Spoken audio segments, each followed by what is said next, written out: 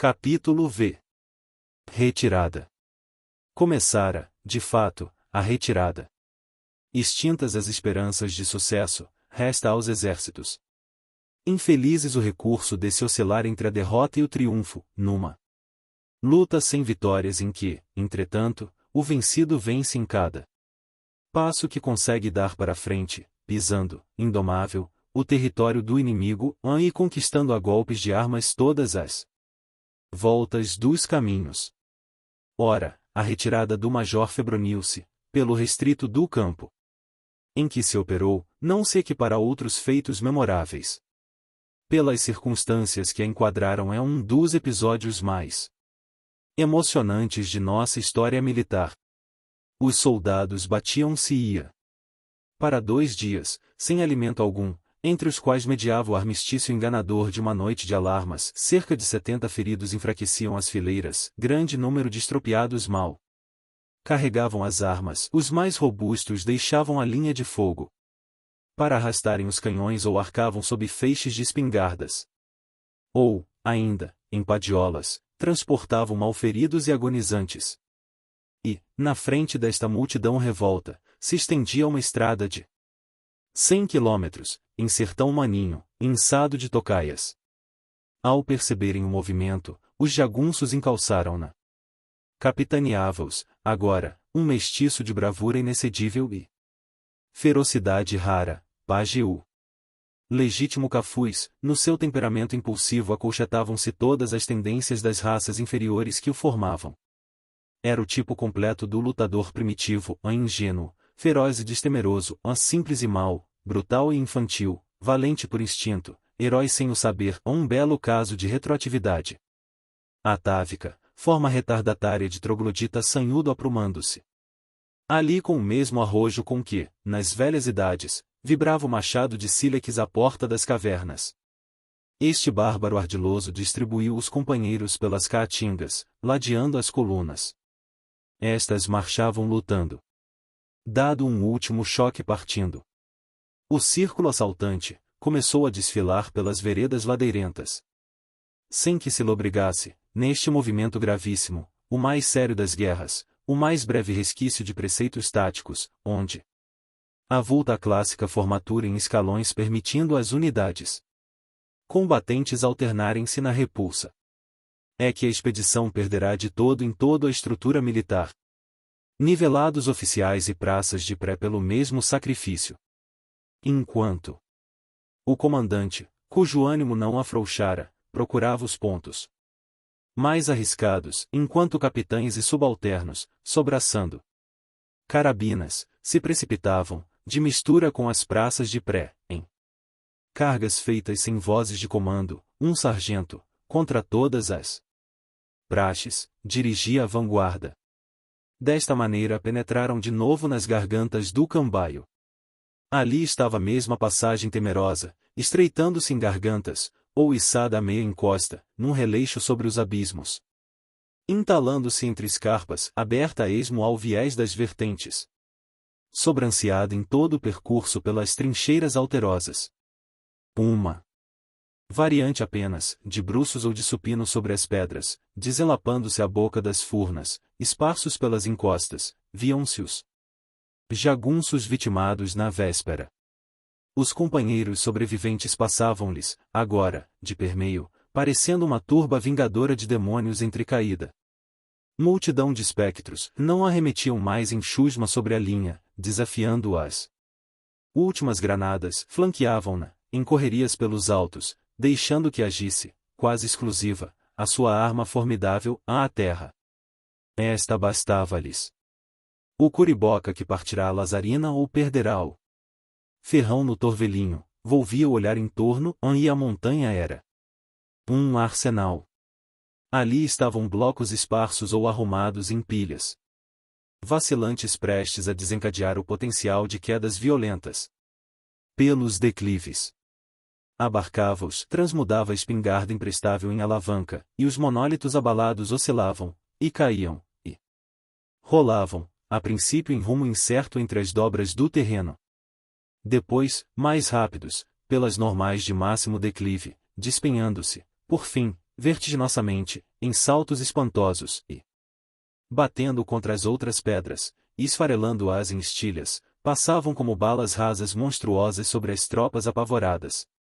Estas embaixo salvavam-se cobertas pelo ângulo morto do próprio caminho à meia encosta, sob uma avalanche de blocos e graeiros. As fadigas da marcha abatiam-nas mais que o inimigo. O sol culminara ardente à luz crua do dia tropical, caindo na região pedregosa e despida, refluía aos espaços num flamejar de queimadas grandes alastrando-se pelas serras. A natureza toda quedava-se imóvel naquele deslumbramento. Sob o espasmo da canícula.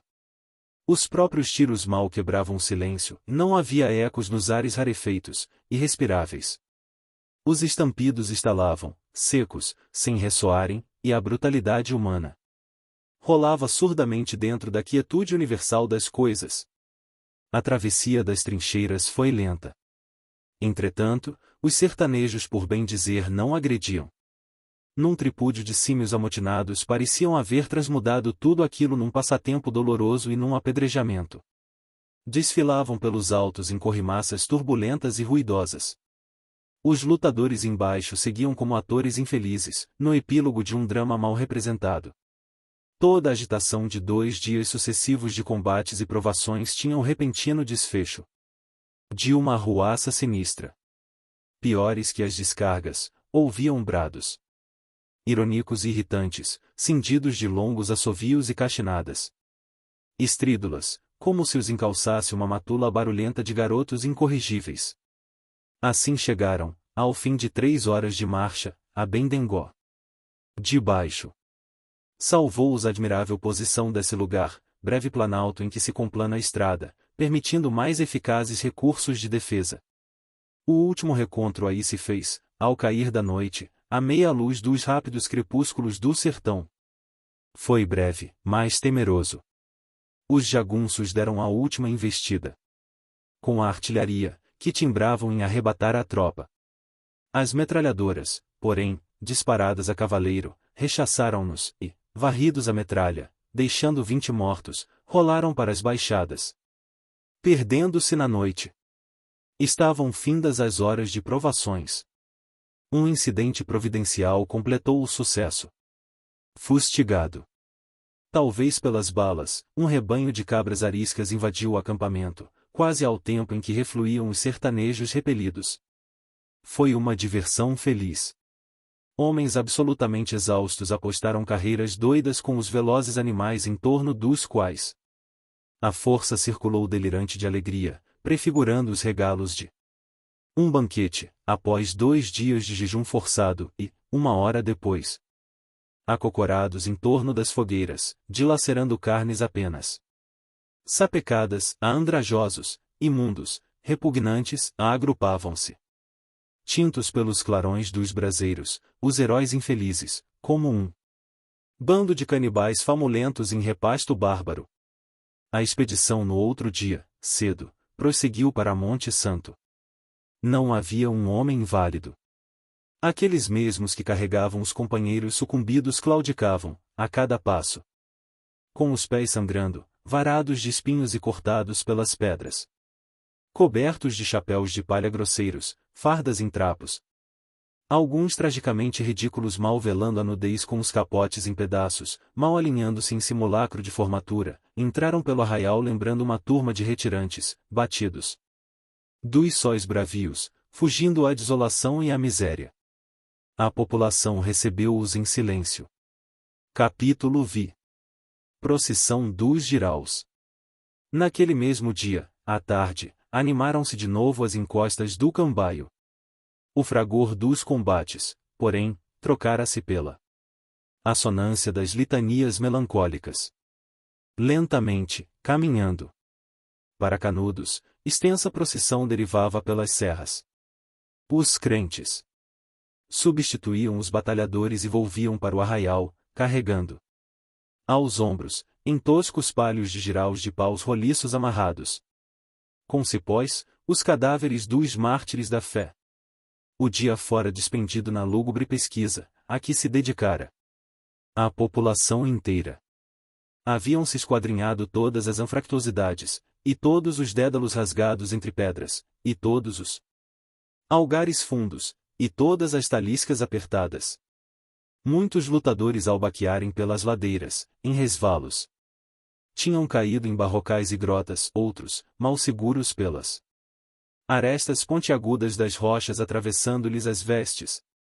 Balançavam-se sobre abismos e, descendo as grotas profundas, e alando-se aos vértices dos fraguedos abruptos, colhiam-nos os companheiros compassivos. À tarde ultimava-se a missão piedosa. Faltavam poucos, os que a tropa queimara. O fúnebre cortejo seguia agora para Canudos.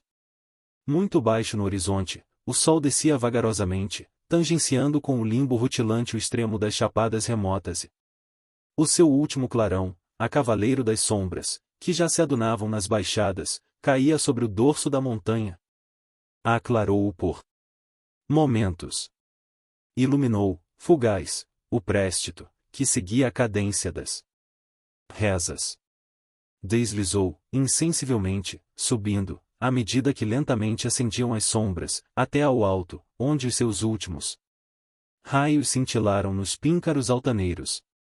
Estes fulguravam por instantes, como enormes círios, prestes acesos, prestes apagados. Bruxuleando na meia-luz do crepúsculo. Brilharam as primeiras estrelas. Rutilando na altura, a cruz resplandecente de Órion alevantava-se sobre o sertão. Expedição Moreira César. Capítulo I. Moreira César e o meio que o celebrizou. O novo insucesso das armas legais, imprevisto para toda a gente, coincidia com uma fase crítica da nossa história. A pique ainda das lamentáveis consequências de sanguinolenta guerra civil, que rematara ininterrupta a série de sedições e revoltas, emergentes desde os primeiros dias do novo regime, a sociedade brasileira, em 1897, tinha alto grau de receptividade para a intrusão de todos os elementos revolucionários e dispersivos. Quando mais tarde alguém se abalançar a definir, à luz de expressivos documentos, a sua psicologia interessante naquela quadra, demonstrará a inadaptabilidade do povo à legislação superior do sistema político recém-inaugurado, como se este, pelo avantajar, sim demasia ao curso de uma evolução vagarosa, tivesse, como efeito predominante, alastrar sobre o país que se amolentara no marasmo monárquico, intenso espírito de desordem, precipitando a república por um declive onde os desastres repontavam ritmicamente, delatando a marcha cíclica de uma moléstia. O governo civil, iniciado em 1894, não tivera a base essencial de uma opinião pública organizada. Encontrar o país dividido em vitoriosos e vencidos. E quedara na impotência de corrigir uma situação que, não sendo francamente revolucionária e não sendo também normal, repelia por igual os recursos extremos da força e o influxo sereno das leis. Estava defronte de uma sociedade que, progredindo em saltos, da máxima frouxidão ao rigorismo máximo, das conspirações incessantes aos estados de sítio repetidos, parecia espelhar incisivo contraste entre a sua organização intelectual imperfeita e a organização política incompreendida.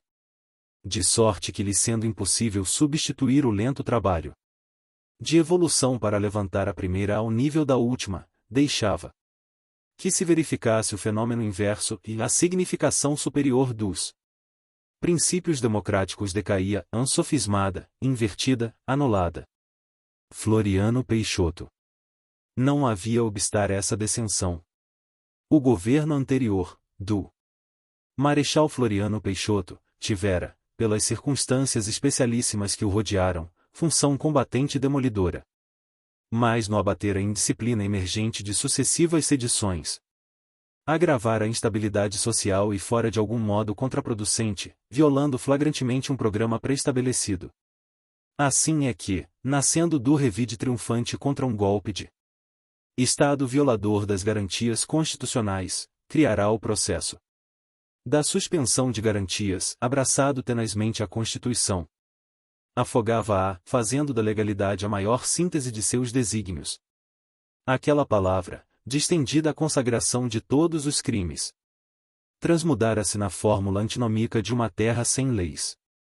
De sorte que o inflexível Marechal de Ferro tivera, involuntariamente, porque a sua figura original é ainda um intrincado enigma, desfeita a missão a que se devotara, apelando, nas aperturas das crises que o assoberbaram, incondicionalmente, para todos os recursos, para todos os meios e para todos os adeptos, surgissem de onde surgissem, agia inteiramente fora da amplitude da opinião nacional, entre as paixões e interesses de um partido que, salvante bem raras exceções, congregava todos os medíocres ambiciosos que, por instinto natural de defesa, evitam as imposições severas de um meio social mais culto.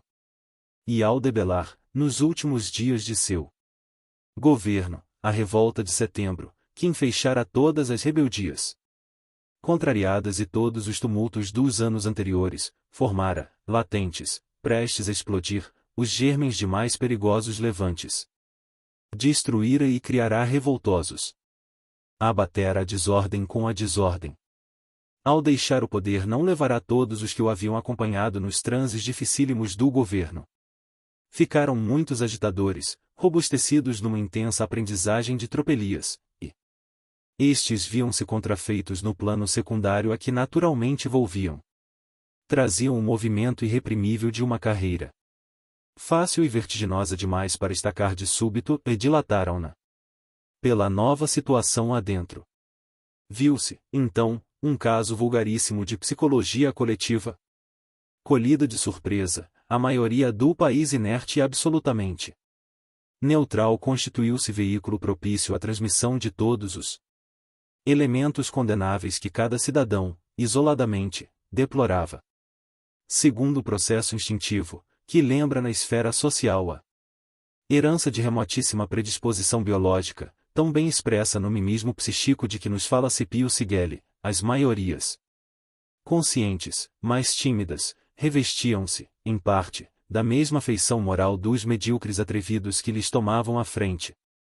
Surgiram, então, na tribuna, na imprensa e nas ruas, sobretudo nas ruas, há individualidades que nas situações normais tombariam à pressão do próprio ridículo.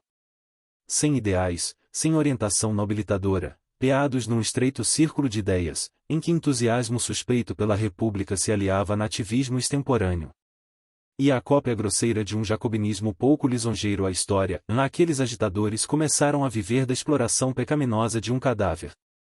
O túmulo do Marechal Floriano Peixoto foi transmudado na arca de aliança da rebeldia impenitente e o nome do grande homem fez-se a palavra de ordem da desordem. A retração criminosa da maioria pensante do país permitia todos os excessos, e no meio da indiferença geral todas as mediocridades irritadiças conseguiram imprimir àquela quadra, felizmente transitória e breve, o traço mais vivo que a caracteriza. Não lhes bastavam as cisões remanescentes, nem os assustava uma situação econômica desesperadora, e anelavam a volumar aquelas e tornar a última insolúvel. E como o exército se erigia, e logicamente, desde o movimento abolicionista até a proclamação da República, em elemento ponderador das agitações nacionais, cortejavam-no, captavam-no, atraíam-no afanosamente e imprudentemente. Ora, de todo o exército, um coronel de infantaria, Antônio Moreira César, era quem parecia haver herdado a tenacidade rara do grande debelador de revoltas. O fetichismo político exigia manipansos de farda. Escolheram no para novo ídolo Moreira César.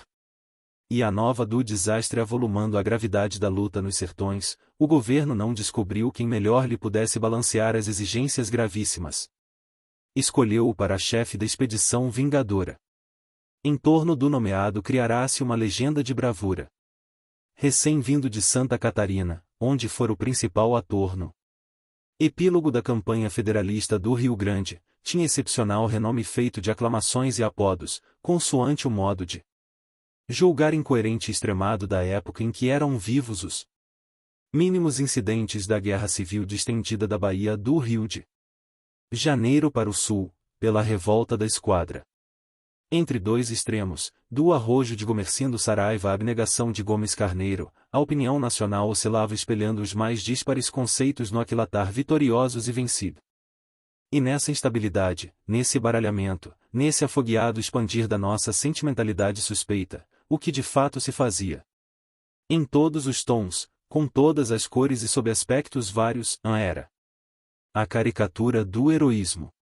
Os heróis, imortais de quarto de hora, destinados à suprema consagração de uma placa à esquina das ruas, entravam, surpreendidos e de repente pela história adentro, aos encontrões, como intrusos desapontados, sem que se pudesse saber se eram bandidos ou santos, envoltos de panegíricos e convícios, surgindo entre ditirambos ferventes, ironias e invectivas despiedadas, da sangueira de Inhanduí, da chacina de Campo Osório, do cerco memorável da Lapa, dos barrocais do Pico do Diabo, ou do platonismo marcial de Itararé. E rompiam a granel. Eram legião. Todos soldados, amaldiçoados todos. Ora, entre eles, o coronel Moreira César era figura à parte. Surpreendiam-se igualmente ao vê-lo admiradores e adversários. O aspecto reduzia-lhe a fama de figura diminuta a um tórax desfibrado sobre pernas arcadas em parêntese, era organicamente inapto para a carreira que abraçara. Faltava-lhe esse aprumo e compleição inteiriça que no soldado são a base física da coragem. Apertado na farda, que raro deixava, o dolmo feito para ombros de adolescente frágil agravava-lhe a postura. A fisionomia inexpressiva e mórbida completava-lhe o porte desgracioso e exíguo. Nada, absolutamente, traía a energia surpreendedora e temibilidade rara de que dera provas, naquele rosto de convalescente sem uma linha original e firme, pálido, alongado pela calva em que se expandia a fronte bombeada, e mal alumiado por olhar mortiço, velado de tristeza permanente. Era uma face imóvel como um molde de cera, tendo a impenetrabilidade oriunda da própria atonia muscular. Os grandes e nessa instabilidade, nesse baralhamento, nesse afogueado expandir da nossa sentimentalidade suspeita, o que de fato se fazia? Em todos os tons, com todas as cores e sob aspectos vários, era a caricatura do heroísmo. Os heróis, imortais de quarto de hora, destinados à suprema consagração de uma placa à esquina das ruas, entravam, surpreendidos e de repente pela história adentro, aos encontrões, como intrusos desapontados, sem que se pudesse saber se eram bandidos ou santos, envoltos de panegíricos e convícios, surgindo entre ditirambos ferventes, ironias e invectivas despiedadas, da sangueira de Inhanduí, da chacina de Campo Osório, do cerco memorável da Lapa, dos barrocais do Pico do Diabo, ou do platonismo marcial de Itararé. E rompiam a granel. Eram legião. Todos soldados, amaldiçoados todos. Ora, entre eles, o coronel Moreira César era figura à parte. Surpreendiam-se igualmente ao vê-lo admiradores e adversários. O aspecto reduzia-lhe a fama de figura diminuta a um tórax desfibrado sobre pernas arcadas em parêntese, era organicamente inapto para a carreira que abraçara. Faltava-lhe esse aprumo e compleição inteiriça que no soldado são a base física da coragem. Apertado na farda, que raro deixava, o dolmo feito para ombros de adolescente frágil agravava-lhe a postura.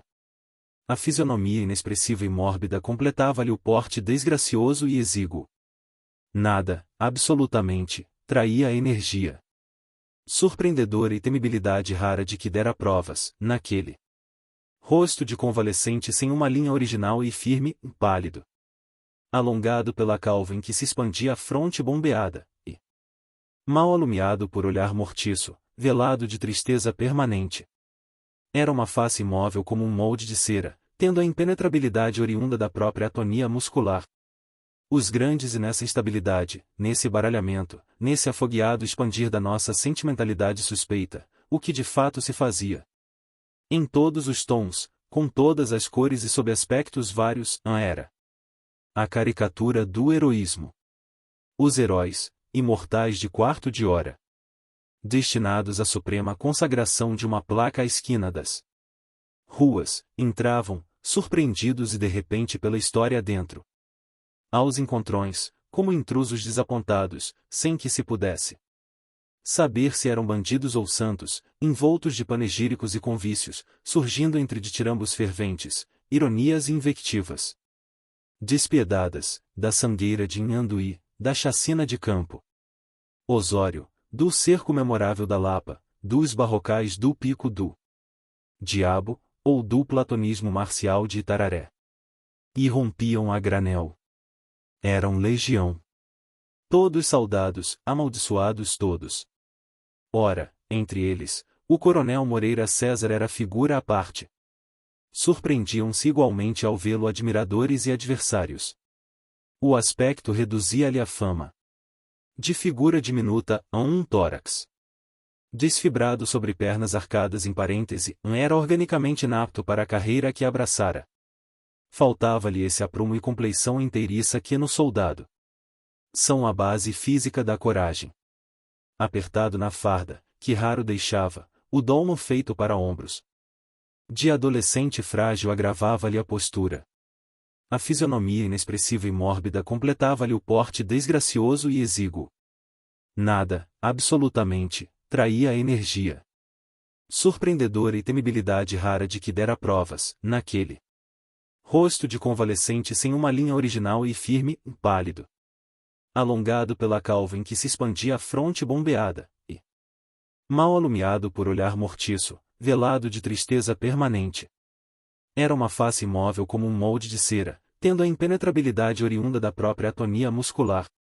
Os grandes tinham o temperamento desigual e bizarro de um epiléptico provado, encobrindo a instabilidade nervosa de doente grave em placidez enganadora. Entretanto, não raro, a sua serenidade partia-se rota pelos movimentos impulsivos da moléstia que somente mais tarde, mercê de comoções violentas, se desvendou inteiramente nas manifestações físicas dos ataques. E se pudéssemos acompanhar a sua vida, assistiríamos ao desdobramento contínuo do mal, que lhe imprimiu, como a outros sócios de desdita, um feitio original e interessante, definido por uma sucessão por demais eloquente de atos que, aparecendo intercalados por períodos de calma crescentemente reduzidos, constituem os pontos determinantes da curva inflexível em que o arrebatava a fatalidade biológica. De feito, eram correntes entre os seus companheiros de armas. Os episódios frisantes que, de tempos a tempos, com ritmo inabalável, lhe interferiam a linha de uma carreira militar correta. Como poucas. Fora longo rememorá-los, além do perigo de incidirmos no arquivar versões exageradas ou falsas. À parte, porém, todos os casos duvidosos, definidos sempre pelo traço preponderante de vias de fato violentíssimas, há aqui o ultraje, arrebencadas, de um médico militar, além a arremetida faca, felizmente tolhida em tempo, contra um oficial argentino. Por certa palavra mal compreendida, apontemos, de relance, os mais geralmente conhecidos. Um sobretudo dera relevo à sua energia selvagem. Foi em 1883, no Rio de Janeiro. Um jornalista, ou melhor, um alucinado, criará, agindo libérrimo graças à frouxidão das leis repressivas, escândalo permanente de insultos intoleráveis na corte do antigo império, e tendo respingado sobre o exército parte das alusões indecorosas, que por igual abrangiam todas as classes, do último cidadão ao monarca, foi infelizmente resolvida por alguns oficiais, como supremo recurso, à justiça fulminante.